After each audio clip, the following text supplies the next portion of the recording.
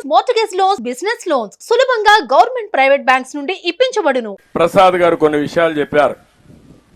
మామూలుగా చెత్తలో మనం చూస్తే పొడి చెత్త, తడి చెత్త ఇవన్నీ కూడా మనం వేస్తున్నాం. దాన్ని సెగ్రిగేట్ చేసి రీసైక్లింగ్ పంపించాల్సిన అవసరం ఉంది. అవసరమే డెబ్రీస్ మనం కొట్టి గోడలన్నీ కూడా ఇచ్చేసినప్పుడు అది ఎంత ఎత్తకపోయి రోడ్డు మీద వేస్తే ఆ రోడ్డు అంతా కూడా అధ్వానంగా ఉండే పరిస్థితి వస్తుంది. అందుకని ఇవన్నిటికి కూడా ఒక సొల్యూషన్ ఇచ్చాం, పరిష్కార మార్గం చూపించాం. స్వచ్ఛాంధ్రప్రదేశ్ స్ఫూర్తితో మనం ముందుకు పోయాం. మీరు చూస్తే వారు చల్లపల్లిలో ఓడిఎఫ్ చేశారు. రాష్ట్రం మొత్తం మీరు చూస్తే 2,43,612 వ్యక్తిగత మరుగుదొడ్లు కట్టి 8,124 కమ్యూనిటీ టాయిలెట్లు కట్టి, టాయిలెట్లు కూడా చాలా నీట్గా కట్టి, అవసరమైతే ఒక 4-5 రూపాయల టికెట్ కూడా పెట్టి మిస్యూజ్ చేయకుండా ఎక్కడికక్కడ టాయిలెట్స్ అన్ని నిర్మాణం చేసి 110 మున్సిపాలిటీలో రాష్ట్రాన్ని ఓడిఎఫ్ రాష్ట్రంగా చేసిన ప్రభుత్వం తెలుగుదేశం ప్రభుత్వం ఆ రోజుల్లోనే. అలాంటి ఓడిఎఫ్ చేసినాక ఓడిఎఫ్ ప్లస్కి వెళ్ళాలి. అక్కడే సమస్యలు క్రియేట్ చేశారు. ఈరోజు ఈ విధంగా చెత్త చూస్తే రాష్ట్రం మొత్తం 85 లక్షల మెట్రిక్ టన్నులు కుప్పలు కుప్పలుగా, గుట్టలు గుట్టలుగా చెత్తంతా పేరకపోయింది. నేను ఇప్పుడే మా మంత్రిని అడిగా, నారాయణ గారు ఎన్ని రోజులు పడుతుందని అడిగా.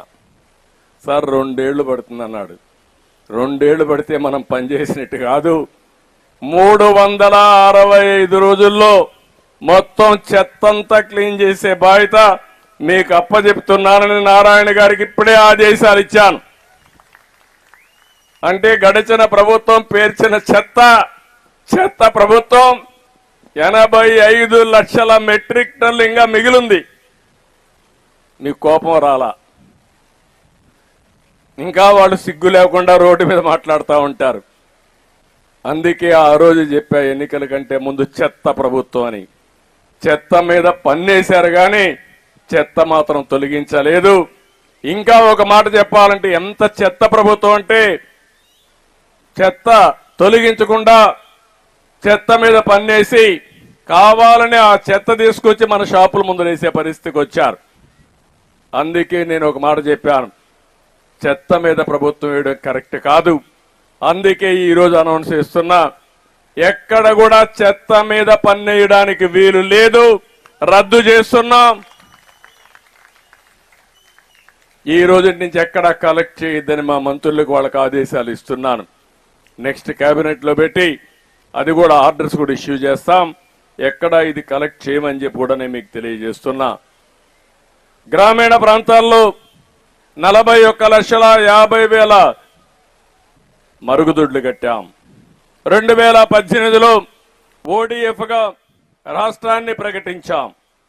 వేస్ట్ కాంపోస్ట్ ప్లాంట్లు కానీ, బయో కంప్రెస్డ్ నేచురల్ గ్యాస్ ప్లాంట్లు కానీ, వేస్ట్ ఎనర్జీ ప్లాంట్స్ కూడా పెట్టి పెద్ద ఎత్తున ముందుకు పోయాం. గ్రామ పంచాయతీల్లో 9,838 సాలిడ్ వేస్ట్ ప్రాసెసింగ్ సెంటర్లు ఏర్పాటు చేస్తే నాకైతే ఎంత కోపం వస్తుందంటే వైఎస్ఆర్ కాంగ్రెస్ పార్టీ చెత్తంతా తీసిపోవడం అనేసి ఆ షెడ్లకి సొంత కలర్లు వేసుకున్నారు. నేను ఆ రోజు చెప్పా, ఆ కలర్లు వేసుకునింది ఐటికేసారు కానీ మీ ముఖానికి వేయాలి, ముఖానికి వేసి ఊరంతా తిప్పితే మీకు బుద్ధి వస్తుందని ఆ రోజు చెప్పా. కనీసం ఆ షెడ్లన్నీ ఆపేశారు. ఒక ఉదాత్తమైన పర్పస్ కోసం పెట్టాం. గవర్నమెంట్ ఆఫ్ ఇండియా డబ్బులు ఇస్తా ఉంది. ఆ రోజు మేము ఇచ్చిన రికమెండేషన్ల పైన గవర్నమెంట్ ఆఫ్ ఇండియా డబ్బులు ఇచ్చే పరిస్థితి వస్తే అది కూడా వీళ్ళు ఇష్ట ప్రకారం చేశారు. ఆ రోజు Visakhapatnam, Vijayawada, Guntur 2 energy to waste అంటే వేస్ట్ నుంచి కరెంటు ఉత్పత్తి చేసే ప్లాంట్స్ పెట్టాం. అవి 2 మాత్రం పనిచేస్తున్నాయి. కడవన్నీ విధ్వంసం చేశారు కానీ ఈ 2 వాళ్ళ విధ్వంసాన్ని నుంచి తట్టుకొని నిలబడుకున్నాయి. ఆ 2 పనిచేస్తున్నాయి.